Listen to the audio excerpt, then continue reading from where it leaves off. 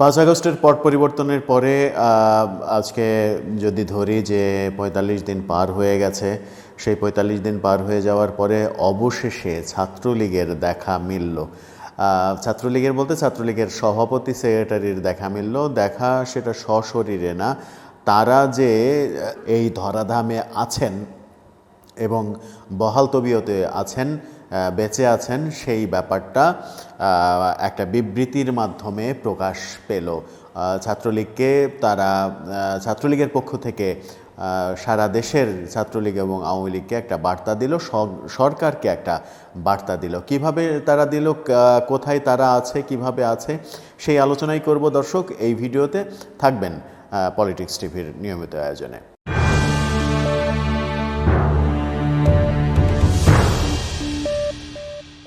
বলছিলাম বাংলাদেশ ছাত্রলীগের সভাপতি সাদ্দাম এবং সেক্রেটারি শেখ ইনান, তারা দুজন অবশেষে প্রকাশ্যে এলেন একটা বিবৃতির মাধ্যমে।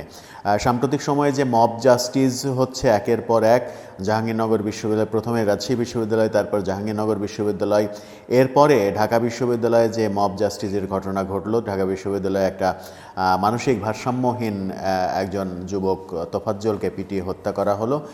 এই পরিপ্রেক্ষিতে একটি বিবৃতি দিয়েছে ছাত্রলীগ, সেটা সাদ্দাম হোসেন এবং শেখ ইনানের স্বাক্ষরিত একটা বিবৃতিতে কি বলা হচ্ছে সেটা আগে চলুন প্রথমে দেখা যাক।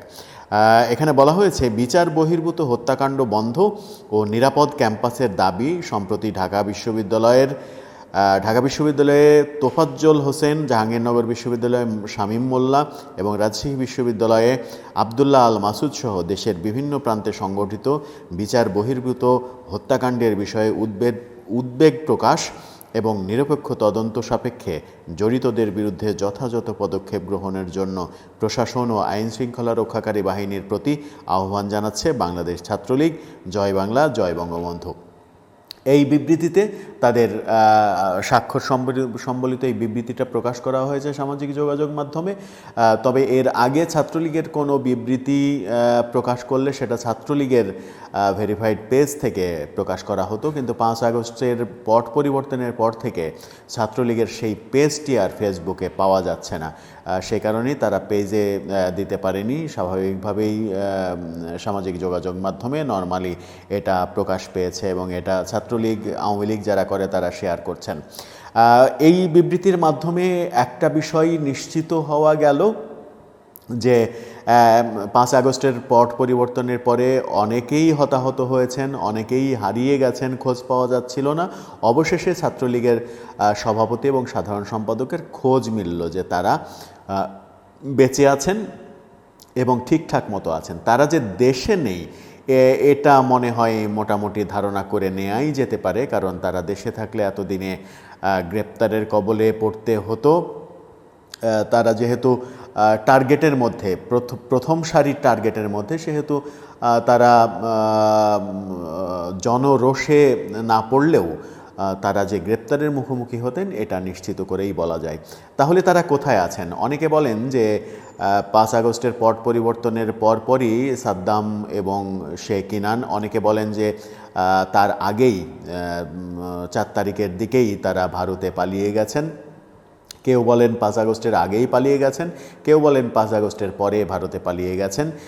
ভারতে পালিয়ে গেছেন এই ব্যাপারটা কমন, যারা বলেন তারা সবাই বলেন ভারতে পালিয়ে গেছেন। তাহলে কি তারা ভারতে অবস্থান করছেন এবং একই জায়গায় অবস্থান করছেন? এক জায়গা থেকেই এই বিবৃতি দিলেন।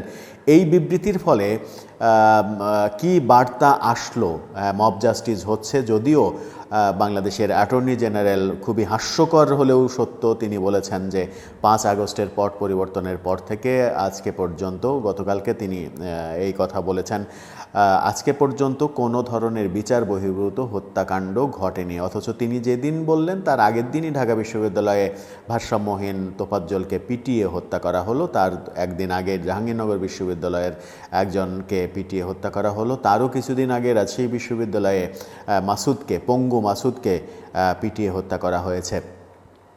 এছাড়াও সারা দেশে অনেক ঘটনা এরকম ঘটেছে। আমি ফিল্ম ইন্ডাস্ট্রির শাপলা মিডিয়ার কর্ণধার তাকে এবং তার সন্তানকে, নায়ক শান্ত খান এবং সেলিম খান, এই দুজনকে 5 তারিখেই, আমরা 5 আগস্টেই পিটিয়ে হত্যা করার খবর শুনেছি। তারা বাড়ি থেকে পালাতে যেয়ে রাস্তায় জনরোষের শিকার হয়ে মারা গেছেন। ছাত্রলীগের সাবেক সাধারণ সম্পাদক এবং ডাকসুর সাবেক জিএস গোলাম রাব্বানীকে পিটিয়ে মেরে ফেলা হয়েছে, এরকম খবর আমরা শুনি। সত্য মিথ্যা এখনও পরিষ্কার নয়। সারা দেশে অনেক ঘটনা এরকম হচ্ছে। বিভিন্ন জায়গায় বিভিন্ন জনপ্রতিনিধিদের রোষানলে পড়তে হয়েছে। খুলনা এবং আমি শুনেছি খুলনার কয়রার উপজেলা চেয়ারম্যানকে তার বাড়িতে পুড়িয়ে মারা হয়েছে। সাতক্ষীরার শ্যামনগরের উপজেলা চেয়ারম্যানকে পিটিয়ে মেরে ফেলা হয়েছে। এরকম সারা দেশে অনেকগুলো ঘটনা ঘটেছে, কিন্তু অ্যাটর্নি জেনারেল বলেছেন বিচার বহির্ভূত কোনো ঘটনা ঘটেনি। যেদিন বলেছেন তার আগের দিনই ঢাকা বিশ্ববিদ্যালয়ে এই ঘটনাটা ঘটেছে। কিন্তু ছাত্রলীগ থেকে যে বার্তাটা দেওয়া হলো, সেই বার্তার মাধ্যমে ছাত্রলীগ আসলে কি বলতে চেয়েছে? তারা কি এই পালিয়ে থেকেই হঠাৎ করে একটা করে বার্তা দিয়েই রাজনীতি করবে, নাকি রাজনীতি করার সঠিকভাবে রাজনীতি করার চেষ্টা করবে? যদিও সঠিকভাবে রাজনীতি করার চেষ্টা যদি এই মুহূর্তে করে, সশরীরে রাজনীতি করার এই মুহূর্তে যদি চেষ্টা করে, তাহলে তারা সরকারের এবং ক্ষেপে থাকা জনগণের রোষানলে পড়বে, এটাই স্বাভাবিক। সেই পরিস্থিতি কবে নাগাদ উন্নত হবে, সেই পরিস্থিতির উত্তরণ কবে নাগাদ হবে, সেটা একটা গুরুত্বপূর্ণ বিষয়। আদৌ হবে কিনা সেটাও একটা গুরুত্বপূর্ণ বিষয়। আওয়ামী লীগ এবং ছাত্রলীগ নিয়ে যত কথা হচ্ছে, সেই কথাগুলোর যে হচ্ছে, সমালোচনাগুলো হচ্ছে, তার নিশ্চয়ই নির্দিষ্ট কারণও রয়েছে। কারণ না থাকলে একটা দলকে কিংবা একটা দলের এত মানুষকে কেউ একচেটিয়াভাবে খারাপ বলতে পারে না। আওয়ামী লীগের সময়ে আওয়ামী লীগের কিছু নেতা, ছাত্রলীগের কিছু নেতা যে নৈরাজ্যের সৃষ্টি করেছিলেন, সেই নৈরাজ্যের পতন ঘটা সময়ের ব্যাপার ছিল, পতন ঘটেছে। এখন বিচার সঠিক বিচার বলতে যেন তেন বিচার নয়, সঠিক বিচার হওয়াটাও খুব জরুরি। আগামীতে দেশের ভালো পরিণতির জন্য যদি অপরাধী, সত্যিকারের অপরাধী যারা রয়েছেন, তাদের বিচারের মুখোমুখি করা উচিত, কিন্তু ঢালাওভাবে সেটা করা উচিত নয়। ছাত্রলীগকে আবার ঘুরে দাঁড়ানোর চেষ্টা করছে এই বিবৃতির মাধ্যমে, মনে হলো সাদ্দাম ইনান সেই বার্তাই কি দিচ্ছেন? যদিও সেরকম কোনো বার্তা এখানে নেই, শুধুমাত্র প্রতিবাদ জানানো হয়েছে সরকারের কাছে, মব জাস্টিসের প্রতিবাদ। কিন্তু এর পরবর্তী স্টেপ কি? এবার উজ্জীবিত করবেন কর্মীদের, নাকি আবার ঘাপটি মেরে থাকবেন অনেক দিন, তারপরে আবার কোনো একটা বার্তা, কোনো একটা প্রতিবাদ আসবে? এভাবেই চলবে কিনা সেই আলোচনা কিন্তু সর্বত্র রয়েছে। এবং যারা আওয়ামী লীগ এবং ছাত্রলীগের সাধারণ সমর্থক সারা দেশব্যাপী, তারা কিন্তু চরম হতাশার মধ্যে রয়েছে। বিশেষ করে এই যে নেতাদের পালিয়ে যাওয়া, আওয়ামী লীগ সভানেত্রী, আওয়ামী লীগ সাধারণ সম্পাদক পালিয়ে গেছেন, ছাত্রলীগ সভাপতি, ছাত্রলীগ সাধারণ সম্পাদক পালিয়ে গেছেন, ওদিকে যুবলীগ, স্বেচ্ছাসেবক লীগ, বিভিন্ন শাখারই যারা প্রধান, তারা বেশিরভাগই পালিয়ে গেছেন।